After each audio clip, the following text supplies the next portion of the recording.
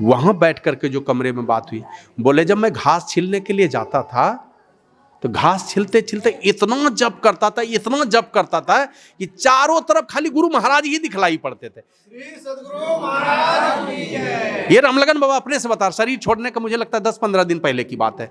बोले इतना मैं जप करता था घास छिलते छिलते कि खाली गुरु महाराज ही दिखलाई पड़ते थे। उसी प्रकार इतना जप कीजिए, इतना जप कीजिए, नहीं भी मन लगे तो भी जबरदस्ती जप कीजिए, और जप करते करते इतना जप करेंगे हूँ बहु स्वाभाविक रूप से मानस ध्यान बनने लगेगा।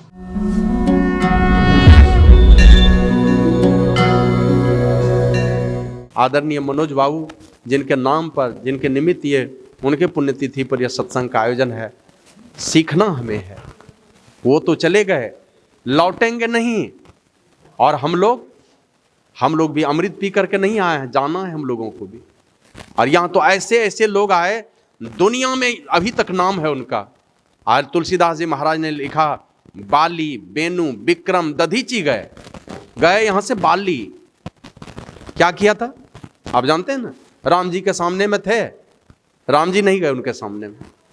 वो जानते थे कि हम जाएंगे तो हमारा आधा बल उनके पास चला जाएगा, इतनी शक्ति थी, कोई नहीं जा सकता। राजा बेन पहले तो अधर्मी थे, लेकिन बाद में धर्मात्मा राजा बने, और वो धर्मात्मा राजा के घर में ही महाराजा पृथु का जन्म हुआ, जिनके नाम पर इस धरती का नाम पृथ्वी पड़ा है। वो राजा आए इस धरती पर, चले गए इस दुनिया से। महाराजा पृथु आए, चले गए। राजा विक्रमादित्य आए, इधर थोड़े दिन पहले, 2-3 वर्ष पहले शायद आप लोगों ने सुनी होगी चर्चा, टीवी पर हमने देखा था। एक बालक गया, किसी चट्टान पर बैठा, उनके कुछ साथी लोग गए थे, छोटे छोटे बालक थे, आपस में खेल रहे थे। अब एक बालक किसी चट्टान पर बैठा तो आदेश करता है, ए सिपाही उसको गिरफ्तार करो। वो लड़का आदेश कर रहा है, उसको कहा उसको गिरफ्तार करो। तो वो लड़का जाके गिरफ्तार कर लिया, उसको किसी कपड़े से बांधा, रस्सी से बांधा, उसको गिरफ्तार कर लिया। उसके हाथ काट डालो। अब ये छोटी पतली सी लकड़ी उठाई और जैसे ही हाथ पर मारा तो हाथ कट करके अलग हो गया। बाद में बहुत सारे लोग, सरकार को चिंता हुई, बहुत सारे लोग उसके पीछे लगे कि ये इस लड़के में ये खूबी कहां से आई कि ये आदेश करने लगा, ये है कौन।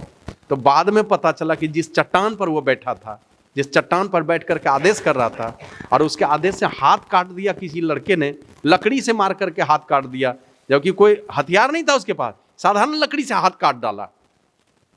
तो बाद में जब पता किया तो पता चला कि राजा विक्रमादित्य कभी उस पत्थर पर बैठे थे, बैठ करके कोई जजमेंट दिए थे उस पत्थर पर बैठ करके। राजा विक्रमादित्य का वो गुण उसके बच्चे के अंदर में आ गया था, इसलिए वो आदेश कर रहा था।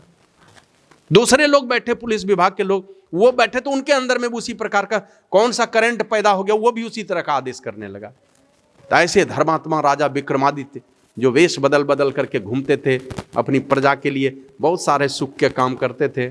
और आप लोग जानते हैं कि राजा विक्रमादित्य के समय में ये हमारा भारत देश सोने की चिड़िया बनी थी, क्योंकि वो राजा जिस समय बने थे ना, हमारे देश से कपड़े का कारोबार, ये लोहे का कारोबार, मसाले का कारोबार, जो भी चीज़ जाता था दुनिया के देशों में, वहाँ से सोना लेकर के आता था, इसलिए हमारा देश सोने की चिड़िया बनी थी। वो राजा विक्रमादित्य चले गए। दधीची, सारे देवी देवता जब असुरों से परेशान हो गए तो चले गए, सब कोई छिप गए कंदराओं में, कोई चले गए तपस्या करने के लिए। तो इंद्र महाराज ने क्या किया, सब अपना जो भी अस्त्र शस्त्र था सब दधीची ऋषि को दे दिया। महाराज इसकी रखवाली कीजिएगा, हम लोग तपस्या करके लौटेंगे तब पूरी शक्ति के साथ असुरों से हम लोग लड़ाई करेंगे। अब वो गए तपस्या करने, और इधर दधीची ऋषि ने सारे अस्त्र शस्त्र को अपने पेट में छिपा लिया और तपस्या में लीन हो गए। ऐसा हो कि सब अस्त्र शस्त्र उनके पेट में ही गल गया। बाद में देवराज इंद्र आते हैं, वो सारा अस्त्र शस्त्र मांगा तो कहां से देते, बोला है तो नहीं मेरे पास। कहा गौ माता को बुलाओ, तो अपने पूरे शरीर में नमक का लेप लगवाया, गौ माता से चटवाया, और चटवाते चटवाते चटवाते सब मांस में जितने खून थे सब समाप्त करवा करके अपने शरीर की जो हड्डियां थी वो हड्डी निकाल करके दान में दे दिया। अग्नि संस्कार हुआ दधीची ऋषि का, खाली नस के अग्नि संस्कार हुए थे, सारी हड्डियां दान में दे दी। उस हड्डी से 3 धनुष बने थे, एक राम जी के हाथ में कोदंड, एक राम जी के हाथ में, और दूसरे गांडीव वो अर्जुन के हाथ में, तीसरे शिव धनुष जो सीता स्वयंवर में राम जी ने भंग किया था, वो परशुराम को मिला था। ये 3-3 धनुष माना दान में देकर के अपने को मिट्टी में मिला दिया दधीची ऋषि ने, ऐसे बड़े दानी हुए। बाली गयो, बलराम गयो, राजा बलि 100 बार उसमें एक यज्ञ करने वाला चला गया, नहीं रहा इस धरती पर। आए बलराम, कृष्ण भगवान के बड़े भाई, चले गए दुनिया से, नहीं रहे। और गयो दुर्योधन, जंग जुड़े जिन 64 कोस में छत्र बिताना, 64 कोस में सुरक्षित होकर के जो दुर्योधन चलता था, चले गए इस दुनिया से, कोई नहीं रहे। इसलिए तुलसीदास जी महाराज ने कहा, धरा का प्रमाण यही तुलसी, जो फरा सो झरा और जो बरा सो बुताना। जो फला है एक न एक दिन झड़ेगा, सड़ेगा, जन्म लिया है मिट्टी में, एक न एक दिन मिलेगा। सूरदास जी महाराज तो कहते हैं, या देही का गर्व न करिए, श्यार काग गिद्ध खाइए, अनजाने में मृत्यु होगी कहीं पर, यही दशा होगी।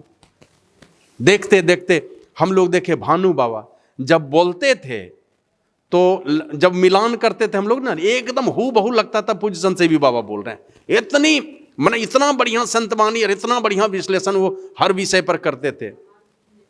मुझे लगता है 5-6 लोग होंगे उनके अग्नि संस्कार में।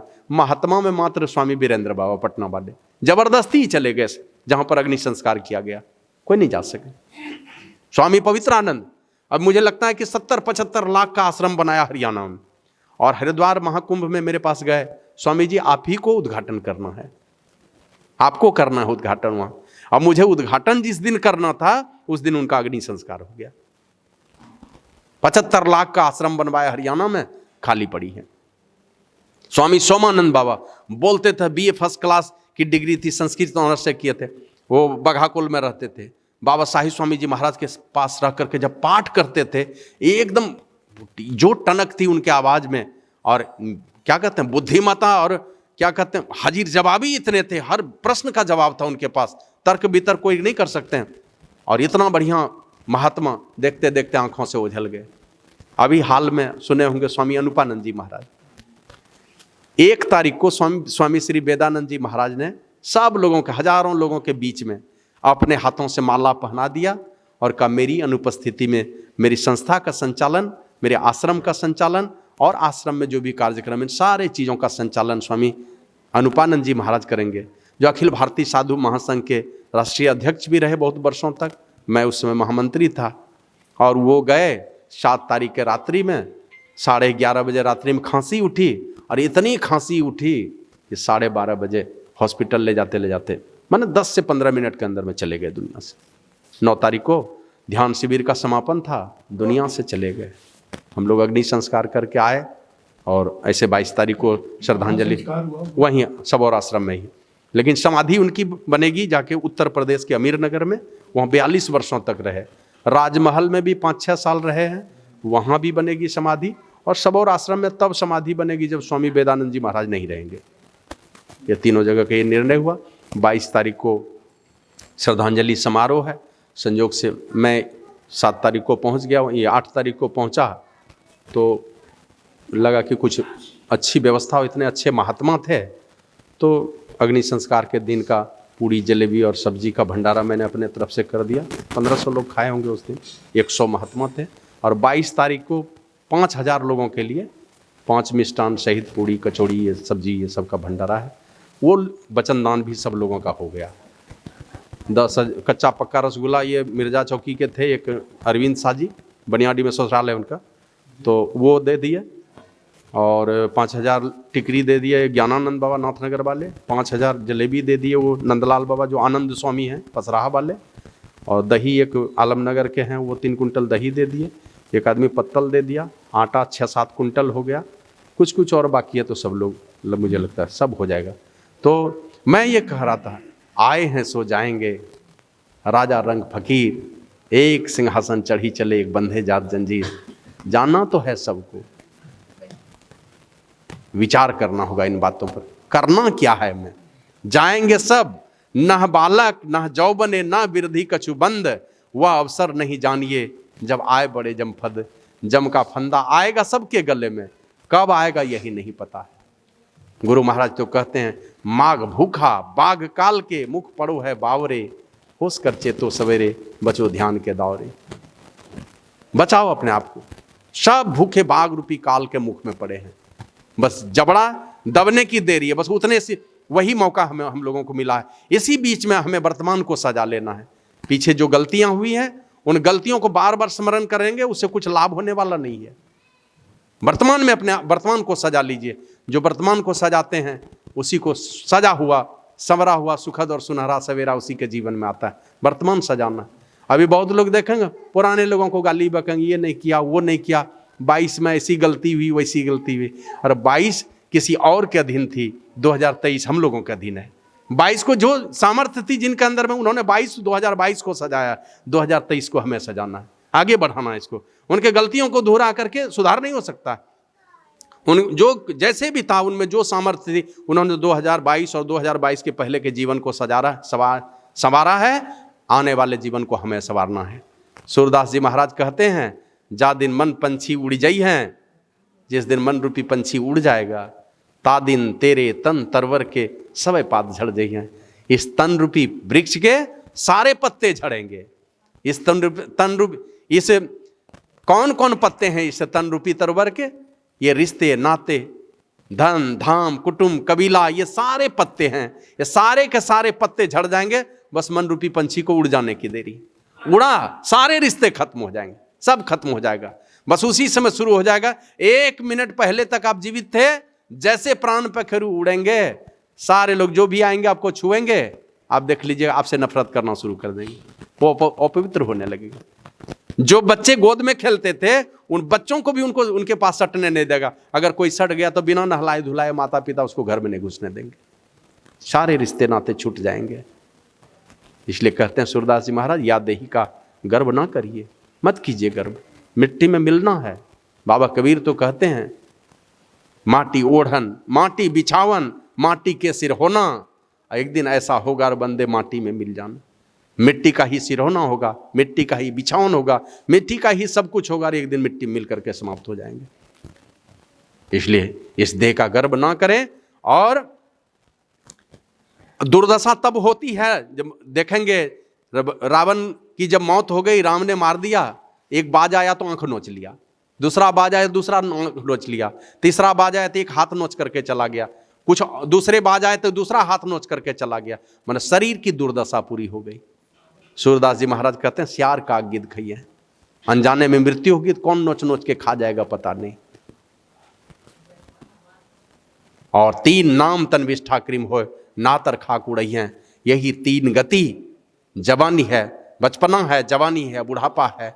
इन तीनों का नाम वाला ये जो जीवन है हमारा, ये जो शरीर है हमारा, 3 नाम तन विष्ठा कृम हो, कृमि का विष्ठा बन जाएगा, कीड़ा मकोड़ा खा जाएगा, कीड़ा का पैखाना बन जाएंगे। और नहीं कोई अग्नि संस्कार कर दिया, ले जाएगा गंगा जी के किनारे, कहीं किसी घाट पर बाजे गाजे के साथ ले जाएगा, खूब बढ़िया फगडोल सजा लेगा, क्या होगा? अब मौत को झुठला नहीं सकते हैं, वो मौत को झुठलाने की ही एक तैयारी है। सच को झूठ करना चाहता बाजा बजा करके, लेकिन वो झूठा नहीं हो सकता है। आपको घाट पर ले जाएगा, नॉर्मल लकड़ी ला देगा, और देखते देखते ये खूबसूरत शरीर धूल में, क्या कहते हैं, राख में परिणत कर देगा। राख, और फिर खोजते रहिएगा, आपके पूर्वज खोजेंगे कहाँ पर वो हमारे जो पति थे, हमारी पत्नी थी, कि हमारे भाई हैं, उनकी राख कहाँ पर है। वो मूर्ख की लाश है कि पढ़े लिखे की लाश है, पता ही नहीं चलेगा, वो राख में मिला देंगे। अगर कहीं पानी में बहा दिया तो मछलियाँ खा जाएंगी, और वो मछली भी कहाँ जाने वाली है आपको पता है? वो आदमी के पेट में जाके आदमी का पखाना बन जाएगा। धरती में दफन कर दिया, मिट्टी में दफन करेगा, कीड़े मकोड़े खा जाएंगे, बैक्टीरिया का पैखाना बन जाएंगे आप। इसलिए कहते हैं, कहाँ हुआ नयन, कहाँ हुआ शोभा, कहाँ रंग रूप दिखाइए, जिन लोगन सो नेह करत हो सो तो ही देखी नहीं है। कहाँ दिखाओगे जब ये मन रूपी पंछी उड़ जाएगा? वो तुम्हारे नयन की शोभा, नयन के इशारे कहाँ जाएंगे? होगा क्या? जिनसे जिनसे तुम नेह करते हो, जिनको देख करके तुम नयन के इशारे चलाते हो, वो सारे के सारे तुमसे नफरत करने वाले ही हो जाएंगे, सो तो ही देखी नहीं है, तुमको देख करके घृणा करेंगे। और जिन पुत्रन को बहु विधि पालियो देवी देव मनई हैं, ते ही ले बांस दियो खोपड़ी में शीश फाड़ी बिखरई हैं। वही पुत्र जिसके लिए किस मंदिर में, किस देवता के पास, किस फकीर के पास, कौन तीर्थ में जाकर के माथा नहीं टेके होंगे, कहाँ रोए नहीं होंगे, वो दिन भी आ रहा है। वही बांस तुम्हारे खोपड़ी में लगाएगा, चूर चूर करके वो जलाएगा। ये दिन आने वाला है सबके जीवन में। इसलिए कहते हैं घर के कहत सवेरे काढ़ो, भूत होए घर खई हैं, अजहू मूढ़ करो सत्संगत संतन में कछु पई हैं। अरे मूर्ख, अभी भी ये सारी घटनाक्रम को तुम देख रहे हो अपनी नजरों से। घर रात में मरोगे, कहेगा जल्दी से घर से बाहर निकालो, नहीं तो ये भूत बन गया तो घर में ही आकर के डेरा डाल लेगा। और ऐसे भी अगर आ जाए, मान लीजिए जो मर के गए और वो कहीं लौट करके आ जाए आपके घर में, तो रखिएगा? कोई नहीं रखेगा, सब डरने लगेगा और कहेगा भूत बन करके खाने लगेगा, जल्दी से इसको घर से बाहर करो। और हमारे यहाँ तो पता नहीं कैसी कैसी प्रथा है, हम लोगों ने देखा। कबीर साहब तो मैंने क्या कहते हैं, लोक सिखावन, जो मैंने क्या कहते हैं, क्षेत्रीय भाषा में जो उपदेश उन्होंने किया है, मैया बहिनियां हो रामा, रोदना पसारे और पीछे से बोरसी पटासे हो। किस लिए वो बोरसी है? बोरसी समझ रहे हैं ना, वो मिट्टी का बनाकर जिसमें आग सेकते हैं, किस लिए वो पटका जाता है? तो एक संत बतला रहे थे, वो पटक दिया जाता है इसलिए कि दोहरा करके तुम इधर लौटना नहीं। वो मृतात्मा को धमकी है, तुम लौट करके इधर आना नहीं। जला करके देखते हैं, पंच काट देते हैं, उल्टे हाथ से दे देंगे कि तुम आना नहीं। माने ये अपमान है, पीठ दिखा देना उसको कि तुम आना नहीं मेरे घर में, तुम्हारा स्वागत नहीं होने वाला है। तो घर के कहत सवेरे काढ़ो, भूत होए घर खइएं। सूरदास जी महाराज कहते अजहू मूढ़ करो सत्संगत। अरे मूर्ख, अभी भी संतों की संगति में चले जाओ, वहां जाओगे कुछ पाओगे वहां जाकर के, और दुनिया में पाओगे ये सारे के सारे छूटने वाले हैं। संतों की संगति में जाओगे, जो भी पाओगे, कुछ भी पाओगे, वो पूंजी हो जाएगी तुम्हारे साथ में, तुम्हारे अकाउंट में, तुम्हारे खाते में चली जाएगी। इसलिए चेतावनी दिया उन्होंने, नर बपू धर जो जन नहीं गुरु के। मनुष्य का शरीर धर करके, बपू मना शरीर, मनुष्य का शरीर धर करके जिसने अपने आप को गुरु का नहीं बनाया, महापुरुषों के चरणों में अपने जीवन के बागडोर को नहीं सौंपा। और यही सिखाने के लिए तो भगवान श्री राम आए, यही सिखाने के लिए भगवान श्री कृष्ण आए, और यही सिखाने के लिए बड़े बड़े संत पुरुष भी आए कि अपने जीवन की बागडोर को सौंप दो। कहाँ? जहां से हमारे उन्नति का द्वार, भाग्य पलटेगा, हमारा जीवन की दिशा निर्धारित होगी, किस दिशा में जाना है। बाबा कबीर कहते हैं, सत्य पुरुष एक बसें पश्चिम दिशी, तासों करो निहोर। जाके चलो निहोरा करो उनसे जिसका निवास है पश्चिम दिशा में। पश्चिम दिशा कहते हैं प्रकाश की दिशा को, ले चलो उधर, जिन संतों का निवास होता है प्रकाश की दिशा में। हम लोगों का निवास है अंधकार की दिशा में, संतों का निवास है प्रकाश की दिशा में। चलो उनके चरणों में जाकर के वहां निहोरा करो, उनसे विनती करो। और यही निहोरा की बात आप लोग देखें, भगवान श्री राम पूरा घटनाक्रम को अगर हम लोग पढ़ते हैं तो सबसे पहले जीवन की शुरुआत भगवान श्री राम कहां से करते थे? प्रातः काल उठी कै रघुनाथा। जगते थे जैसे ही, करते क्या थे? पहला काम मां तू पिता गुरु ना वही माथा, इनको नमन करते थे। यहां से जीवन की शुरुआत कीजिए। सूरदास जी महाराज कहते हैं, नर बपू धर जो जन नहीं गुरु के। जो मनुष्य का शरीर धर करके गुरु के मार्ग में नहीं गया, अपने जीवन को गुरु के चरणों में अर्पित नहीं किया, उनके दिशा निर्देश पर अपने को नहीं चलाया, तो क्या होगा? तो सूरदास भगवंत भजन बिनु वृथा सो जन्म गवैये। वो जम के मार्ग जाइए और परमात्मा के भजन के बिना रह करके अंत में व्यर्थ ही जीवन गंवा करके इस दुनिया से चला जाएगा।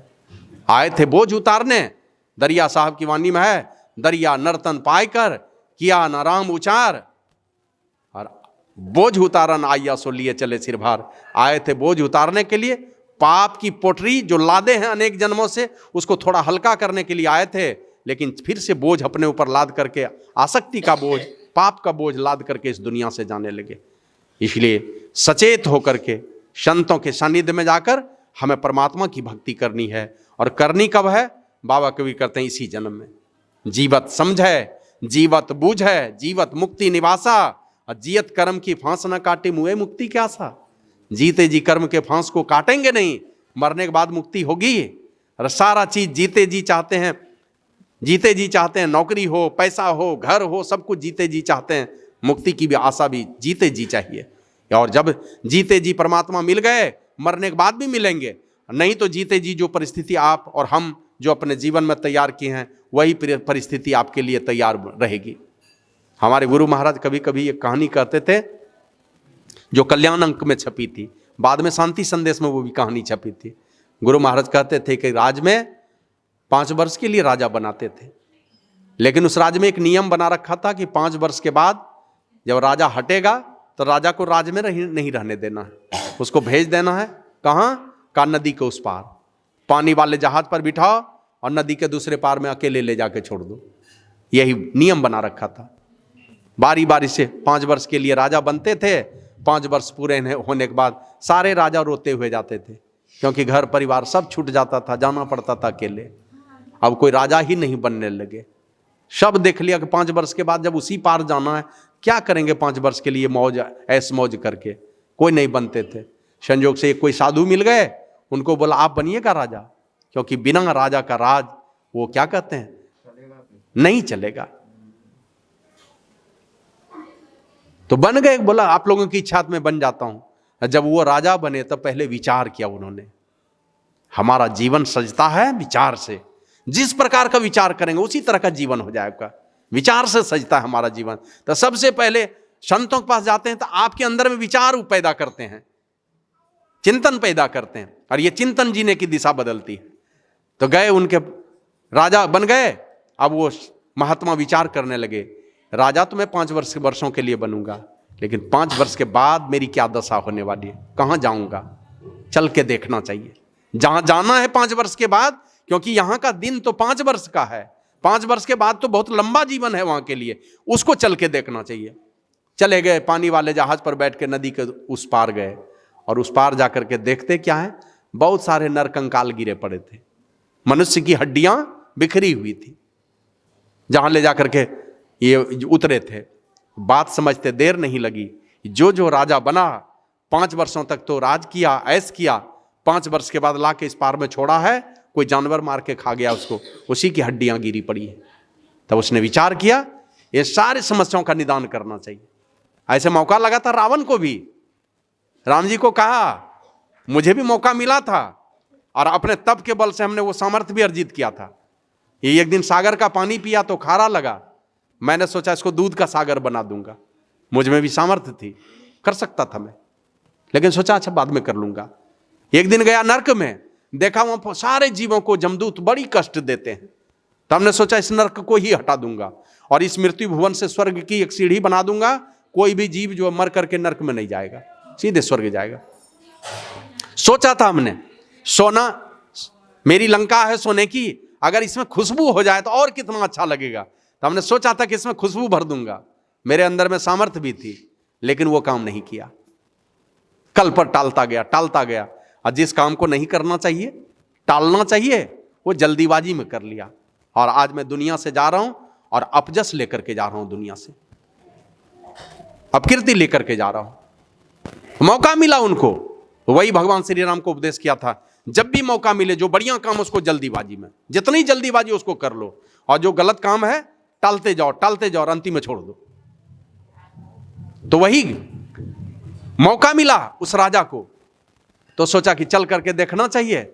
बस इस पार से पानी वाले जहाज पर बहुत सारे नौकर चाकर को, लेबर को बिठाया और नदी के उस पार ले गए, और एक तरफ से जंगल की सफाई करनी शुरू कर दी, क्योंकि 5 वर्षों के बाद तो आना है उसी जगह पर।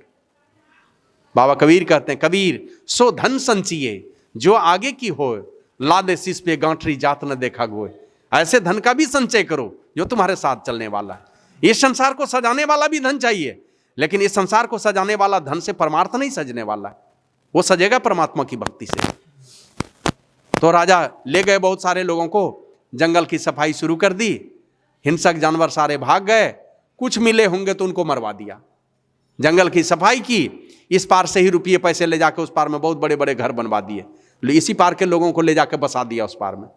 और सब लोगों के बीच में एक राजमहल बनवाया और कहा इस राजमहल में तुम लोग अपने में से किसी को राजा चुन लेना। लेकिन आपको पता है जो एहसानमंद लोग हैं ना, वो भूलते नहीं जल्दी लोगों को, कुछ भी कृपा की की है उसको नहीं भूलते हैं। मैं एक दिन पढ़ रहा था कि जयशंकर प्रसाद के जीवन में बहुत दुख के दिन चल रहे थे। वो राष्ट्रीय कवि थे, 1 रुपये भी पास में नहीं थे। संजोग ऐसा हुआ, उनके कविता पर जब रॉयल्टी मिली ना, तो इस बीच में 1 महीने 2 महीने गुजर गए होंगे। बहुत सारे मित्र उनको पत्र लिखे थे, उनका जवाब लिख लिख करके रखे थे। वो लिफाफे में क्या, ये टिकट साटने के पैसे नहीं थे उनके पास। बहुत सारी चिट्ठियां पड़ी थी, जवाब लिख के रखे थे, लेकिन टिकट के पैसे नहीं थे। एक दिन किसी मित्र ने 5 रुपये दे दिए। थोड़े दिनों के बाद जब उनके दुख के दिन लद गए, दुख के दिन बदल गए, कुछ रॉयल्टी मिली उनके कविताओं पर, तो वो मित्र मिल गया, तो उस मित्र के पॉकेट में 5 रुपये दे दिए। बोले भाई ये क्या है? बोला आपने 5 रुपये दिए थे ना, वही है। फिर कुछ दिनों के बाद वो मित्र मिल गया, तो 5 रुपये फिर उनको दे दिए। फिर कुछ दिनों के बाद मिले तो फिर 5 रुपये उनके पॉकेट में दे दिए। जब 2-4 बार दिया तो जयशंकर प्रसाद से उनके मित्र ने पूछा, भाई ये क्या मजाक करते हो? बोला यार तुमने इतनी दुखद घड़ी में वो 5 रुपये की मदद तुमने दी थी ना, मैं रोज भी 5 रुपये दूंगा तो वो वसूल नहीं होने वाला है। ऐसे नमक हराम लोगों की भी कमी नहीं है इस संसार में। तो जिस राजा की कृपा से बड़ा बड़ा मकान मिला, अब वो मन ही मन विचार करने लगा, अरे वो इतना दयालु राजा है, हम लोगों के लिए यहां घर बना दिया। 5 वर्ष पूरे होंगे तो राजा तो वो तो इसी पार आने वाला है, तो वहां 5 वर्ष के लिए राजा बना तो इतना सुख दिया है, और यहां जब अस्थायी रूप से बन जाएगा वो मेरा राजा तो और कितना सुख देगा हम लोगों को। कोई राजा नहीं बना उनमें से। और 5 वर्षों के बाद ये राजा जब पानी वाले जहाज पर बैठ करके उस पार गए तो इस पार के लोगों से माफी मांग लिया। बोला आपने राजा बनाया था कि कुछ सुख होगा, लेकिन भाई माफ कीजिएगा, मैं आपके सुख का कोई काम नहीं कर सका, मैं जा रहा हूं, हमको क्षमा कर दीजिएगा। और ये कह करके उस पार गए। सब लोग जाते थे रोते हुए, ये जाते थे हंसते खिलखिलाते हुए। माफी तो मांग ली, लेकिन हंसते खिलखिलाते उस पार जा रहे हैं, क्योंकि वहां तो बहुत बड़ा ये नगर बसा रखे थे। और वहां जैसे गए तो इनको क्या पता था कि वहां की सारी प्रजा मुझे ही राजा चुन लेगी। ये जैसे गए तो बाजे गाजे के साथ इन्हीं को ले जाकर राज सिंहासन पर आसीन कर दिया। यहां भी राजा, और थोड़ा कष्ट झेला, यहां पर थोड़ा समय का फायदा उठाया, समय को थोड़ा सदुपयोग किया उन्होंने, थोड़ा विचार से काम लिया। जहां गए मर करके वहां भी, माने इस राज को छोड़ करके जहां गए वहां भी सुख मिला।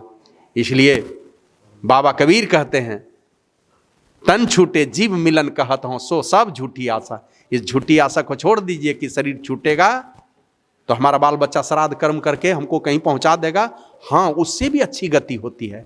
लेकिन गुरु महाराज कहते थे, ऐसा ऐसा हजारों श्राद्ध करेगा कोई, हजारों श्राद्ध करेगा, अब बदले में आप परमात्मा की भक्ति करते हुए इस दुनिया से विदा हो जाइए। आप जो करते हुए जाएंगे, ऐसा 1000 श्राद्ध भी मिल करके आपको सदगति नहीं दे सकता है। देगा जरूर, लेकिन आप अपने से जो करके जाएंगे ये आपको ऊंची से ऊंची गति ले जाएगा। और वो जो करेगा उसका प्रयास जरूर होगा। और वो प्रयास क्या करता है जानते हैं? कहीं अधोगति में पड़ा है, उनके मुक्ति का द्वार खुलता है, वहां से यात्रा शुरू होती है। और कोई कोई हमारे पूर्वज हैं जो पितर योनि में पड़े हैं, समझते हैं पितर योनि, जिसको हम लोग रेलवे स्टेशन में जाते हैं, जहां हम लोग गाड़ी नहीं रहती तो जहां विश्राम करते हैं, क्या कहते हैं उसको? वेटिंग रूम अंग्रेजी में कहते हैं। प्रतीक्षालय है ना, सामान्य और विशेष, पुरुष महिला ये सब होता है प्रतीक्षालय। तो उसी प्रकार ये पितर योनि प्रतीक्षालय है।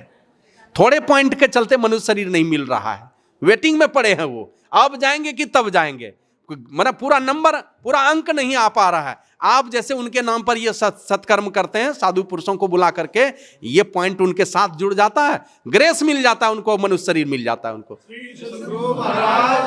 बाबा कबीर कहते हैं, तन छूटे जीव मिलन कहता हूं, सो सब झूठी आशा, और अब हूं मिला सो तब हूं मिलेगा, नहीं तो जमपुर वासा। जो बना करके रखे हैं यही परिस्थिति आपको मिलने वाली है, दूसरी कोई परिस्थिति नहीं है। जैसी परिस्थिति आपने आज परिस्थिति का निर्माण किया, वही परिस्थिति आपके लिए है। यमलार्जुन के नाम से 2 पेड़ बन करके, अर्जुन का पेड़ जिसको कहू कहते हैं, कहुआ कहते हैं, अर्जुन का पेड़ बन करके वहां जन्म ले लिया नंद बाबा के द्वार पर। है किनका बेटा? बेटा है धन कुबेर का, जो देवताओं के कैशियर कहिए, कोषाध्यक्ष हैं वो, और वो उनका बेटा जाकर के वहां पेड़ बन गया। तो जाते जाते कहा कि महाराज हम लोगों से बहुत बड़ी गलती हुई, हमारे उद्धार का कुछ तो उपाय बता दीजिए, कब उद्धार होगा, हमसे तो बहुत बड़ी गलती हो गई। बोले जिस दिन कृष्ण भगवान का अवतार होगा उसी दिन तुम्हारा कृष्ण भगवान के स्पर्श होने से तुम्हारा उद्धार होगा। अब इनका साप कृष्ण भगवान के इस धरती पर आने का कारण बन गया। बोल दिया कि कृष्ण भगवान जिस दिन इस धरती पर आएंगे उसी दिन तुम्हारा उद्धार होगा। और आप जानते हैं जसोदा मैया कंस से बचाने के लिए, या कंस के दूतों से बचाने के लिए, राक्षसनियों से बचाने के लिए कृष्ण भगवान को उखल में बांध दिया था ना, ये बड़ा तू शरारत करता है। उखल में बांधा था, जैसे मैया जसोदा बाहर निकली, ये कृष्ण भगवान धीरे धीरे धीरे धीरे ठुमक ठुमक चलते चलते दोनों पीढ़ के बीच से पार हो गए। अब कमर में रस्सी लगी है, अब पीछे में उखल बंधी है। कृष्ण भगवान जैसे पार हुए तो उखल फंस गया दोनों पेड़ के बीच में। थोड़ी ताकत लगा के कृष्ण भगवान ने जैसे खींचा, दोनों पेड़ धड़ाम से गिरा, धराशायी हो गया।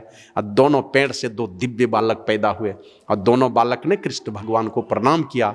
और वही दोनों बालक कहते हैं, भगवान आपकी कृपा से मेरा उद्धार हो गया। तो कहते हैं, तुम दोनों कौन? बोला, भगवान आप सब जानते हैं, फिर भी मैं बताता हूँ आपको। मैं धनकुबेर का बेटा मणिगिरी और नलकुबर हूँ। हमने बहुत बड़े अपराध किए थे। नारद बाबा के सामने में निर्लज्ज की तरह मैं पड़ा था। मैं स्वर्ग की अप्सराओं के साथ जल क्रीड़ा कर रहा था नंगे होकर के। वो सारी अप्सराएं तो भाग गई, लेकिन मैं निर्लज्ज की तरह खड़ा रहा। बहुत उतने बड़े संत का हमने अपमान किया, लेकिन दिया तो उन्होंने साप, लेकिन उनका साप भी हम लोगों के लिए वरदान बन गया कि आप जैसे भगवान का दर्शन हो गया। इसलिए संतों के सानिध्य में चल करके, ये बाबा कबीर कहते हैं, कहे कबीर साधन हितकारी, ये साधु लोग बड़े हितकारी हैं। इसलिए हम साधन के दास, हम उन साधुओं के दास हैं। उन साधु संतों के पास चलें। हमारे गुरु महाराज कहते हैं, यह परदेसवा काल को भेसवा, जो रे आवे दुख पाई। जो भी आया है संसार में उसने दुख पाया है। और शुद्धि करो प्यारे हो आपन देश के, जहाँ कलेश का चुनाई। इस संसार में जब तक रहेंगे, जो भी आए हैं सब लोगों ने दुख पाया है। भगवान राम आए, कृष्ण आए, वो इस संसार में आकर के दुख पाए हैं। अब कैसा, आप सोच सकते हैं कि किस तरह की विपत्ति आई होगी। राम जी आए, कोई दोष नहीं है जिनका, एकदम निर्दोष बेटा है। माता कौशल्या का निर्दोष बेटा है, कोई दोष नहीं है। राजा बनना है, वनवास की सजा हो गई। अब कैसे है कि कहीं चोरी बेईमानी नौकरी चाकरी में कर लिया, सस्पेंड डिस्चार्ज हो गया तो कोई बात नहीं, वहां तो कुछ नहीं है। सारी प्रजा के आंखों के प्यारे हैं श्री राम और लक्ष्मण। कल बनना है राजा, तैयारी चल रही है, और अभी वनवास दे दिया। माता कौशल्या के पास जैसे राम जी जाते हैं तो माता कौशल्या क्या कहती है कि पिताजी ने तुझको वनवास दे दिया, उससे ज्यादा अधिकार है मेरा, मां का अधिकार ज्यादा होता है, तू नहीं जाएगा वन में। लेकिन राम जी क्या कहते हैं, हंसते खिलखिलाते स्वीकार कर लिया उस दुख को। कहा कि मां, पिताजी ने आदेश दिया है और तुम कह रही हो मेरा मां का अधिकार ज्यादा होता है। कहा कि मां का भी अधिकार मिला हुआ, मां का भी आदेश है। ये नहीं कहा कि किस मां ने कहा है, मां का आदेश है। तो बोला मां का आदेश है तो जाओ। माता कौशल्या भी ने भी नहीं पूछा कि किस मां ने कहा है तुमको, कि सुमित्रा ने कहा है कि कैकेयी ने कहा है, ये नहीं पूछा। खाली यही कहा मां का भी आदेश मिला है तो कहा तब तुम जा सकते हो। अब उसी समय धर्म खड़ा होता है। अपने शरीर से धर्म को उत्पन्न किया भगवान श्री राम ने। माता कौशल्या के पास खड़ी हो गई। अब माता कौशल्या के मन में बात उपज रही है कि राम को बुला लूं, नहीं जाने दूं वन में। लेकिन वो धर्म खड़ा हो गया सामने में, और जाके माता कौशल्या का चरण पकड़ के कहता, मां तुम मां की ममता नहीं दिखलाना, मां की आसक्ति नहीं दिखलाना। अगर तुम मां की आसक्ति दिखलाई तो मैं सदा सदा के लिए मिट जाऊंगा। मने बेटे के प्रति तुम ममता दिखलाओगी, बेटा इसी राज दरबार में रह जाएगा, वन में नहीं जाएगा, तो धर्म मिट जाएगा। मैं धर्म हूं, धर्म मैं मिट जाऊंगा। और अगर तुमने ममता नहीं दिखलाई, बेटे को जाने दिया वन में, तो सदा सदा के लिए मैं स्थापित हो जाऊंगा इसी धरती पर, धर्म सदा स्थापित हो जाएगा। तो इस प्रकार राम जी आए, लक्ष्मण आए, भरत शत्रुघ्न आए, पूरे वंश में इतनी विपत्ति आई। भगवान श्री कृष्ण जिसके मित्र हुए अर्जुन के, कौन कौन विपत्ति नहीं आई। भगवान कृष्ण के ही जीवन में कौन सी विपत्ति नहीं आई। डेग डेग पर पछताना पड़ा, अफसोस करना पड़ा, और राम जी को तो बिलख बिलख करके रोना पड़ा। इसलिए गुरु महाराज कहते हैं, चलो उस देश में आए हैं, यहां पर परमात्मा से बिछुड़ करके उस देश में चलो। यह परदेसवा काल को भेसवा, जोरे अवै दुख पाई। सुधि करो प्यारे हो आपन देश के, जहाँ कलेश का चुनाई। चलो उस देश में जहाँ तनिक भी क्लेश नहीं है। लेकिन वहां जाओगे कैसे? कहते निज कायागढ़ में ऐन महल। जाना है किस रास्ते से? बहुत सारे रास्ते हैं, तीर्थों में, धामों में, बहुत सारे रास्ते खोजते हैं। लेकिन रास्ता वो कहाँ मिलेगा? का निज कायागढ़। इसी काया रूपी गढ़ में रास्ते मिलेंगे। सारे संतों ने एक ही बात कही, निज कायागढ़ में ऐन महल है, नेत्र महल होकर के आपन घर पद पाई। अपने घर जाना चाहते हो जहां तनिक भी क्लेश नहीं है, उस देश में अगर जाना चाहते हो, का निज कायागढ़ के सहारे इसी काया रूपी किले में जाना पड़ेगा। और ऐन महल हो, ऐन महल नेत्र महल को कहते हैं, और नेत्र महल होकर के जाना पड़ेगा। ऐन महल होए आपन घर पद पाई, और चलू चलू यही पथ, उस पथ से जाना है, नेत्र महल होकर के जाना है, लेकिन जाओगे कैसे? तो कहा चलू चलू यही पथ, उसी रास्ते से चलो। हाँकत दृष्टि रथ, दृष्टि रूपी रथ को हाँकते हुए चलो, माना दृष्टि साधन का क्रिया करते हुए चलो। अपनी चेतन धारों को समेटो और समेट करके दोनों दृष्टि धारों को गुरु इंगित स्थान पर समेटो, सुषुम्ना में ले जा करके दृष्टि रूपी रथ पर सवार करो, दृष्टि साधन का अभ्यास करो। दोनों दृष्टि धारों को गुरु इंगित स्थान पर समेट करके जब तुम वहां से चलोगे, चलू चलू यही पथ, हाँ का दृष्टि रथ धनी सदगुरु बतलाई। ये इस ज्ञान के जो धनी सदगुरु हैं, उन्होंने ये ज्ञान दिया है। और जौ नहीं समझो सदगुरु पद गो, नहीं समझते हो तो संतों के शरण में चलो। और जौ नहीं समझो सदगुरु पद गो, प्रगट सदगुरु आही। प्रगट रूप में संत सदगुरु सदैव आते रहते हैं। और अभी सुन रहे थे ना, ईश्वर को अगर प्राप्त करना है तो उनके निमित्त तुम परमात्मा से ही प्रार्थना करो। नहीं है विश्वास में ही दास पर, नहीं है कबीर और नानक दादू पलटू पर विश्वास तुमको, तो परमात्मा से तुम ही प्रार्थना करो, ए भगवान, ए प्रभु, ए मेरे ईश्वर, तुम ऐसे विद्वानों को पैदा करो जिनसे ये ज्ञान हम जान सके। क्योंकि वो जब तक वो महापुरुष नहीं आएंगे, उनके शरण में नहीं जाएंगे, ये ज्ञान मिलने वाला नहीं है। नहीं है इन पर विश्वास तो परमात्मा से प्रार्थना करके बुला लीजिए, वो प्रकट होंगे। आप लोग जानते हैं संत चरणदास जी चले गए यही उत्तर प्रदेश के मुजफ्फरनगर जिले में एक जगह सुकरताल, जहां सुखदेव मुनि ने राजा परीक्षित को कथा सुनाई थी, वहां चले गए चरणदास जी। और वहां ऊंची चोटी पर चढ़ करके छलांग मारने वाले थे। पीछे से किसी ने हाथ पकड़ा, तो हाथ पकड़ा, उलट के देखा तो कोई महात्मा है। तो पूछते हैं आप कौन? कहा पहले तुम बताओ तुम कौन? तो बोला मैं चरणदास। ये क्या कर रहे हो? बोला आत्महत्या। क्यों कर रहे हो? का खोजते खोजते मैं थक चुका हूं, कहीं पर सच्चे सदगुरु नहीं मिले, इसीलिए मैं आत्महत्या करने जा रहा हूं, क्या करूंगा इस संसार में रह करके। तो बोला परमात्मा की कृपा से मैं सुखदेव मुनि आ गया हूं। अब गुरु खोजते खोजते परेशान है, इतनी तड़प है अंदर से कि जान देने के लिए तैयार है कि हमको गुरु नहीं मिले, सच्चे सदगुरु नहीं मिले। खोजी को रास्ता तो मिल ही जाता है। जौ ते ही पंथ चले मन लाई, तो हरि होई न काहे सहाय। कदम बढ़ाएंगे, परमात्मा डेग डेग पर सहयोग करने के लिए तैयार है। तो हमने पूछा था, ये घटना मैं नहीं जानता था, पूज्य बाबा से हमने पूछा कि हुजूर ऐसा लिखा है, पितु सु मातु सौ गुना, सुत को राखे प्यार, मन से ती सेवन करे तन सु डांट अरुगार, माता सु हरि सौ गुना जिनसे सौ गुरुदेव। प्यार करें अवगुण हरें चरणदास सुखदेव। तो एक ही भजन में ये दो दो संत का नाम एक जगह कैसे आ गया? तो बोले ये चरणदास की वाणी है, गुरुदेव उनके सुखदेव मुनि। हम के चरणदास कलयुग में हुए, सुखदेव मुनि तो द्वापर के अंत में हुए, शुरुआती।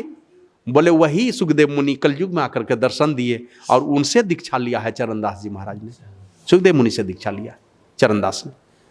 तो उन महापुरुषों के चरण शरण में जाकर के उनसे सीख करके करना क्या है? बाबा साहिब स्वामी जी महाराज कहते हैं, धर्म प्रेमियों उठो, ऐ सत्संगियों जागो, है मिटाना। धर्म प्रेमियों पहले उठाओ अपने आप को, जिस स्थिति में जहां पर हो वहां से अपने आप को ऊपर उठाओ। कहां ले जाना है? कि जिस जगह पर है यहां से भक्ति की शुरुआत, ये बाहरी भक्ति होगी, आंतरिक भक्ति की शुरुआत जिस जगह से होती है वहां से ऊपर उठाना पड़ेगा। तुलसीदास जी महाराज कहते हैं, तीन अवस्था तजहु, तजो तब चौथी अवस्था में चलोगे, वहां से उठो, अपने आप को उठाओ।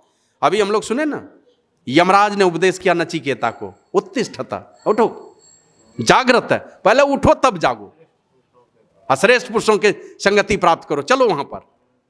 क्योंकि छुरे की धार जिस तरह तीक्ष्ण और दुस्तर होती है, उस रास्ते पर चलना उतना ही कठिन है। तो वैसे महापुरुषों की संगति में जाना पड़ेगा जो उस रास्ते से चले हैं। उठने के लिए पहले अपने आप को उठाइए। बाबा साहिब स्वामी जी महाराज का एक और भजन गाते हैं, बबुआ उठा तब देखा। पहले उठाओ अपने आप को, देखना कुछ है तो जिस जगह पर तुम हो वहां से अपने आप को उठाओ। तीन अवस्था में तो बार बार आना जाना हो रहा है। जागृत में हरदम रहते हैं, स्वप्न अवस्था में कभी कभी जाते हैं, सुसुप्ति में हर दिन जाते हैं हम लोग, जागृत अवस्था में अधिक देर हम लोग रहते हैं। इन तीन अवस्थाओं से उठाना पड़ेगा अपने आप को। तो उठाइए यहां से। वही गुरु बाबा साहिब स्वामी जी महाराज कहते हैं, धर्म प्रेमियों उठो, उठाओ अपने को चौथी अवस्था में, और तब जागो। धर्म प्रेमियों उठो, ऐ सत्संगियों जागो, है मिटाना। कहीं मेरा संकल्प है, क्या मिटाना है? जीव का योनि में आना जाना। मेरा संकल्प है कि लोग जीव का योनि में आना जाना मिटाना है, तो उठना तो तुम्ही को पड़ेगा। गुरुजी सहारा दे देंगे, उठाना अपने आप को, आपको खुद उठाना पड़ेगा। जैसे चौकीदार आकर के रात में बोलता है जाग ले रही हो, सीटी मार देता है, वो जोगवारी नहीं करेगा, जगना है आपको, जगाइए अपने आप को। बबुआ धर्म प्रेमियों उठो, ऐ सत्संगियों जागो, है मिटाना जीव का योनि में आना जाना। बताते हैं जीव पर 3 पर्दा है छाया, हर जीव पर 3 प्रकार के पर्दे छाए हैं। कौन सा? वो अंधकार का, प्रकाश का और शब्द का। जीव पर 3 पर्दा है छाया, उसको साधन से जो ना हटाया। साधन करना पड़ेगा, उसको हटाने का जो साधन है उसको करना पड़ेगा। हमारे गुरु महाराज लिखे हैं, गुरु जाप मानस ध्यान मानस कीजिए दृढ़ साध कर, इसका प्रथम अभ्यास कर श्रुत शुद्ध करना चाहिए। और घटतम प्रकाश व शब्द पटत्रय जीभ पर है छार है, कर दृष्टि अरु ध्वनि योग साधन, ये हटाना चाहिए, ये हटाना पड़ेगा दृष्टि साधन करके और नादानुसंधान की क्रिया करके। तो जीभ पर 3 पर्दे छाए, उसको साधन से हटाना पड़ेगा। साधन से जो ना हटाया उसने पाया जो धन, देव दुर्लभ ये तन है गंवाना। ये देव दुर्लभ तन ये गंवा करके इस दुनिया से जाएंगे। अब भगवान श्री राम का उपदेश है, इसी मनुष्य शरीर में नरक में जाने की सीढ़ी, स्वर्ग में जाने की सीढ़ी, मुक्ति पाने की सीढ़ी है। अगर इन पर्दों से अपने आप को ऊपर नहीं उठाया तो नरक में जाने वाली सीढ़ी पर सीधे सरक जाएंगे आप, कोई नहीं रोक सकता आपको, उधर ही खिसकेंगे। जब तक इस अंधकार मंडल में पड़े रहेंगे, मरते समय वहीं खिसक करके चले जाएंगे, सरक जाएंगे। यहाँ पर यहाँ तो जय जयकार होता रहेगा, अब मर करके आप अधोगति के शिकार हो जाएंगे। और जिसने अंतर के तम को हटाया, साधन करके जिसने अंतर के तम को हटाया और ज्योति को भी टप करके सार धुन को पकड़ लिया, सार धुन में समाया, उसका जीवन सफल। तो हमें करना है दृढ़ता के साथ। गुरु महाराज ने जो मंत्र दिया है, ये मंत्र जैसे देखते हैं ना अपने मोबाइल पर, एक बार जैसे बटन दाबते हैं ना तो किस में लगता है आस्था चैनल, इतना नंबर में, और 1 नंबर जैसे बदलते हैं चैनल तुरंत बदल जाता है। दुनिया का चिंतन कर रहे हैं तो दुनिया के ख्याल में है, और जैसे ही गुरु मंत्र का सहारा लिया, हमारा कनेक्शन कहां जुड़ता है? जैसे गुरु का मंत्र का सुमिरन करेंगे, कनेक्शन कहां जुड़ता है? हमारा गुरु के साथ जुड़ जाता है। 1 नंबर बदलते हैं, देखते हैं टीवी में चैनल तुरंत बदल जाता है, ये चैनल से वो चैनल चला गया। उसी प्रकार जैसे गुरु मंत्र का सुमिरन करते हैं, एक बार भी आवाज लगे, हमारा कनेक्शन जुड़ जाता है अपने गुरु के साथ, गुरु प्रभु परमात्मा के साथ जुड़ जाता है। तो दृढ़ता से जितने देर तक मंत्र जपते रहेंगे, कनेक्शन कहां पर रहेगा मेरा? संसार के सारे ख्यालों में भागा हुआ मन गुरु के चरणों में लग जाएगा। और यही करने के लिए गुरु महाराज कहते हैं, गुरु गुरु त्राही गुरु कहू हो, तन मन गुरु पद अर्पण करू हो। गुरु के चरणों में जोड़ के रखिए। तो ये मानस जप से क्या होगा? मन ही मन जब करते हैं, ऊंची आवाज में बोलेंगे, कुछ लोग सुनेंगे, लेकिन ऊंचे ज्ञान वाली बात जब हम लोग करते हैं दूर तक जाती है। उसी प्रकार बोल करके जब पुकारेंगे, सामने में बैठे हुए लोग जोर से सुन लेंगे, लेकिन आपके मन की पुकार जब जाती है तो परमात्मा तक पहुंच जाती है आपकी पुकार। इसलिए दृढ़ता से मन ही मन गुरु मंत्र का जप कीजिए, और जो जप करते हैं और उससे संबंधित रूप स्वाभाविक रूप से आता है, लेकिन सजग रह करके कि दोनों काम एक साथ नहीं करना। एक काम पहले करना है, दूसरे काम को बाद में करना।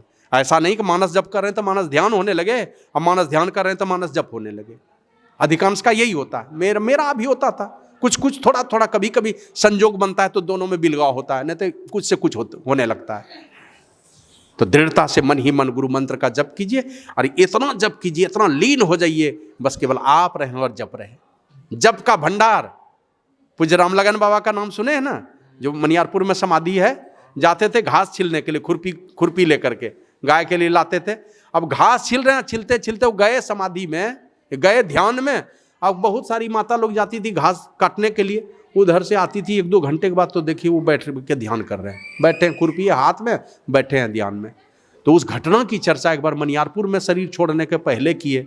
जाने छ सरजू, मैं गया था 2 अनानास लेकर के, ले जाकर दिया, हुजूर आप ही के लिए लाए। अच्छा, हमारा बस है। उस समय यही पोस्टिंग थी हमारी। जैसे ले गए तो निरंजन बाबा छील करके दिए, 1 टुकड़ा खाए, बोले और सब बांट दो जाके। वहां बैठ करके जो कमरे में बात हुई, बोले जब मैं घास छीलने के लिए जाता था तो घास छीलते छीलते इतना जप करता था कि चारों तरफ खाली गुरु महाराज ही दिखलाई पड़ते थे। श्री सद्गुरु महाराज की जय। ये रामलगन बाबा अपने से बता, शरीर छोड़ने का मुझे लगता है 10-15 दिन पहले की बात है। बोले इतना मैं जप करता था घास छीलते ये खाली गुरु महाराज ही दिखलाई पड़ते थे। उसी प्रकार इतना जप कीजिए, नहीं भी मन लगे तो भी जबरदस्ती जप कीजिए। और जप करते करते इतना जप करेंगे, हूबहू स्वाभाविक रूप से मानस ध्यान बनने लगेगा। खूब जब दृढ़ता से कीजिए। अब मानस जाप और मानस ध्यान करके गुरु बाबा साहिब स्वामी जी महाराज कहते हैं, जिसने अंतर के तम को हटाया, ज्योति टप सार धुन में समाया, उसका जीवन सफल। तो ये दोनों काम करके अपने सूरत को शुद्ध कीजिए। शुद्ध सूरत ब्रह्मांड में प्रवेश करने का बल हो जाता है, उसके पास में अधिकारी बन जाता है। शुद्ध सूरत ही ब्रह्मांड में प्रवेश कर सकता है। तो ब्रह्मांड में प्रवेश करने के लायक हमारी सूरत हो जाए, हमारी जीवात्मा हो जाए, उस अनुकूल हो जाए, तो ये मानस जाप और मानस ध्यान की क्रिया को कमजोर मत समझिए, बहुत दृढ़ता से पकड़ कर रखिए। बहुत बड़ी पूंजी है। अभी अनुपानंद बाबा जी है ना, जैसे श्वास की गति धीमी होने लगी, 15 मिनट तक लगातार जो हॉस्पिटल के गेट तक गए हैं ना, बस गुरु मंत्र को जपते हुए ही शरीर छोड़ के गए। 15 मिनट तक लगातार एक ही बात, एक ही मंत्र था उनके जिह्वा, बार बार आवाज निकल रही थी, लोग सुन रहे थे। अब बोलते बोलते हॉस्पिटल के गेट पर जाते जाते प्राणांत हो गया। ये और जहां गुरु की पुकार है, आप लोगों को शायद हमने सुनाया था, एक बार पूज्य छोटे लाल बाबा एक दिन अपने एक छोटे गुरु भाई को कहा कि देखो माँ के पास चलना है। चले गए माँ के पास। सपना देखा रात में कि मेरी माँ रो रही है, बहुत दिनों से, बहुत वर्षों से नहीं देखे थे माँ को।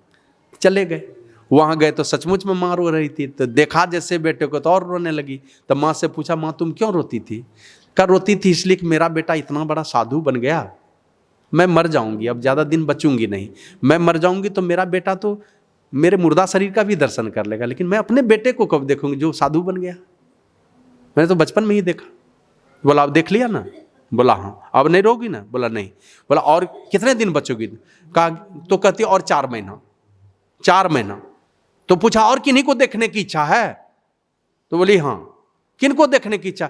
जिनको भी देखने की इच्छा 1 महीने में बुला के सबको देख लो, लेकिन बाकी जो 3 महीना बचेगा, अभी सूर्य है दक्षिणायन में, जब उत्तरायण में जाएगा 4 महीने के बाद, तब शरीर छोड़ेगी ना, तो तुम्हारी अधोगति नहीं होगी। 3 महीना जो शेष बचेगा तुमको किसी को नहीं देखना है, बस 2 ही काम करना है। मने मन जो मंत्र मिला है वो जपते रहना है और गुरु महाराज के मूर्ति को याद करते रहना। मन में खाली गुरु महाराज की मूर्ति को बिठा के रखना, गुरु महाराज तुमको आएंगे विदा करने के लिए। अब बोल के चले गए। 4 महीने के बाद फिर छोटे लाल बाबा को लगा कि माँ तो अब चली जाएगी, जीवन में तो कुछ दिए नहीं माँ के लिए। एक साड़ी खरीद करके अपने एक छोटे गुरु भाई को दे के भेज दिया, जाओ मेरी माँ को पहना देना। सोचे मरने के पहले पहन लेगी, लेकिन वहाँ साड़ी लेके पहुँचे तब तक में पता चला कि उनकी माताजी दुनिया से जा चुकी है। तो मृत शरीर पर ही डाल दिया। फिर छोटे लाल बाबा यहाँ से गए, जो संतनगर में रहते हैं छोटे लाल मंडल, ये यहाँ से गए, अग्नि संस्कार किए। लोगों से पूछा कि मेरे माँ को कोई कष्ट भी हुआ? बोले 4 महीने तक एकदम शांत मुद्रा में रही, एकदम खुशहाल मिजाज में, कभी खाने पीने कोई परवाह नहीं, कुछ कुछ जपती थी वो भीतरे भीतर। और 4 महीने के बाद जब शरीर छूटा अग्नि संस्कार करके, तो सन्यासी लोग जब भी अग्नि संस्कार करते हैं पहले अपना मुंडन करवा लेते हैं, तब अग्नि संस्कार करते हैं। तो माथा मुंडन किया हुआ था। जैसे गुरु महाराज के चरण में आकर के प्रणाम निवेदित किए हैं, जैसे प्रणाम किए तो गुरु महाराज पूछते हैं के छिको? तो हुजूर हम छोटे लाल कहाँ गेलो रहो? हुजूर गेलो रही अपना माता जी रो अग्नि संस्कार करे ले। तो गुरु महाराज कहते हैं हम तो वहीं गेलो रही है। श्री सद्गुरु महाराज ये बोले थे गुरु महाराज आएंगे तुमको विदा करने के लिए। गुरु महाराज कहते हैं हम भी वहीं गए थे, जहाँ तुम गए थे मैं भी वहीं गया था। मैंने उनके माताजी के अग्नि संस्कार में गुरु महाराज वहाँ अव्यक्त रूप में उपस्थित थे। तो दृढ़ता से गुरु मंत्र को जपिए, गुरु मूर्ति का मानस ध्यान एकदम हो बहु हो, इस प्रकार अभ्यास कीजिए। यही पूंजी जाएगी और ये दोनों काम करेंगे, आपके अंदर में वो योग्यता आ जाएगी। आप अंदर में प्रवेश करना चाहते हैं, अंदर का कुछ नज़ारा देखना चाहते हैं, सारे नज़ारे पीली नीली लाल सफ़ेदी स्याही सन्मुख आता है, छट छट छट छट बिजली छटके भोर का तार दिखाता है। चंदा उगत उदय हो रवि हो, चंद्रमा उदित होंगे सहस्रदल कमल में, सूर्य दर्शन होगा महाकारण त्रिकुटी में, ये दर्शन होगा आपको। चंदा उगत उदय हो रवि हो, अधूर शब्द मिल जाता है। महाकारण मंडल में पहुंचेंगे, वहाँ अटल शब्द की पहचान हो जाएगी, सार शब्द की पहचान होगी, और सार शब्द की पहचान होगी तो शब्द के सहारे उस परमात्मा में जाके मिल जाएंगे। तो योग्यता और क्षमता लाने के लिए इन सारे कामों को कीजिए, शरीर रहते हुए कीजिए। ये शरीर कल मेरा हाथ चलने लायक रहेगा कि नहीं, पैर चलने लायक रहेगा कि नहीं, शरीर चलने लायक रहेगा कि नहीं, हमारा मन बुद्धि किस लायक रहेगा नहीं कहा जा सकता है। इसलिए मन की तरंगों को मारकर, आदत को सुधार कर, संतों के सानिध्य में चलकर बढ़िया चरित्र से जीवन गुजारते हुए रहिए और संतों का सानिध्य प्राप्त करके मानस जप, मानस ध्यान, बिंदु ध्यान, नाद ध्यान की साधना कीजिए। जहाँ तक बन पड़े साधु संतों का सम्मान कीजिए। एक छोटी सी बात, जो हमारे समाज के लिए जरूरी है, वो बात मैं बतलाता हूँ। श्री सद्गुरु महाराज की जय। एक जमाना था जब कोई बाल बच्चा कुछ गलती करता था, कोई गलती कर दिया, बगल की कोई माताजी, पिताजी, चाचाजी, बड़का बाबू कोई देख लेते थे। छोटा लड़का कोई गलती कर दिया तो लगाता था एक झापड़। चोरी करते देख लिया, पॉकेटमारी करते देख दिया, किसी का चुरा के कहीं कुछ खाते हुए देख लिया, या और कोई कुछ गलत काम करते हुए, अगल बगल का लोग भी एक दो थप्पड़ दे देता था। और जब रोते हुए आता था तो घर में वो लड़का अपने माँ को नहीं बताता था। जानता था अगर हम माँ को बताया कि फलाने ने मारा है तो पता चल जाएगा मेरे माँ को कि हमने ये गलती की है, मेरी माँ और 10-20 डंडा लगाने वाली है। तो बगल वाली भी मारती थी तो घर में अपने माँ बाप को नहीं बताता था। बगल वाला भी चाहता था, समाज के लोग भी जानते थे कि हमारे बच्चे का भला ही चाहता है। और अभी हमारा बच्चा कुछ करता है, तुमको क्या मतलब है? समाज को बर्बादी के गर्त में जाने से बचाइए। कुछ भी गलतियां होती है, कोई कभी इस तरह की बात मत बोलिए। ये बगल वाले लोग हैं, वो आपके बच्चे के दुश्मन नहीं है, वो भी भला चाहते हैं। अपने उनके बच्चे अगर आपसे डरते हैं तो आप डांट दीजिए, आपके बच्चे इनसे डरते हैं तो ये डांटेंगे। बच्चे के अंदर में ये सारे सद्गुण आए, सत्संग भजन नियमित हमारा हो, लेकिन बच्चों के प्रति भी अंकुश हो। यही बच्चे कल समाज का पथ प्रदर्शक बनेगा, यही समाज को आगे की ओर ले जाएगा।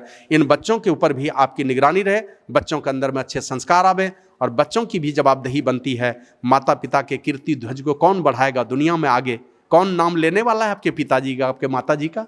तो ये माता पिता की कीर्ति को कभी धूमिल मत कीजिए, इनके प्रतिष्ठा को, इनके दुग्ध को कभी लजाने वाला काम मत कीजिए। जहाँ जाइए ऐसा काम कीजिए कि समाज में लोगों का आशीर्वाद मिले, साप नहीं मिले, लोग बड़ाई करें, निंदा नहीं करें। जहाँ रहिए जिस समाज में, अपने माता पिता की कीर्ति को कभी धूमिल मत होने दीजिए। और माता पिता की कीर्ति को सदैव याद रखिए। समाज में जो अपने हैं, जो रिश्ते नाते, इन सारी चीज़ों को सदैव जिंदा रखिए, जागृत रखिए। और उसके लिए एक ही बात है कि जब तक सत्संग से जुड़ करके नहीं रहेंगे, महापुरुषों की संगति में नहीं रहेंगे, आपके अंदर में ये जोश, खरोश और उत्साह भरने वाला कौन होगा? तो बार बार सत्संग में जाइए, सत्संग कीजिए, साधु संतों की संगति प्राप्त कीजिए, बच्चों के अंदर में अच्छे संस्कार डालिए, पढ़ाइए लिखाइए। लेकिन ऐसी मत पढ़ा दीजिए कि माँ बाप ही छूट जाए। पढ़ें, बढ़ें, बहुत आगे बढ़ें, लेकिन वो संस्कार भी साथ साथ दे करके भेजिए कि आपका बेटा कभी आपका नाम नहीं डूबने दे।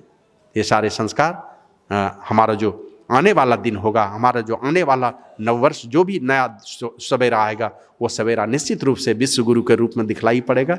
इन सारे चीज़ों को अपने जीवन में आत्मसात करने की आवश्यकता है। बहुत बहुत शाबाश, बहुत बहुत धन्यवाद। बड़े लोगों को बहुत बहुत बार नमन करता हूँ, प्रणाम करता हूँ।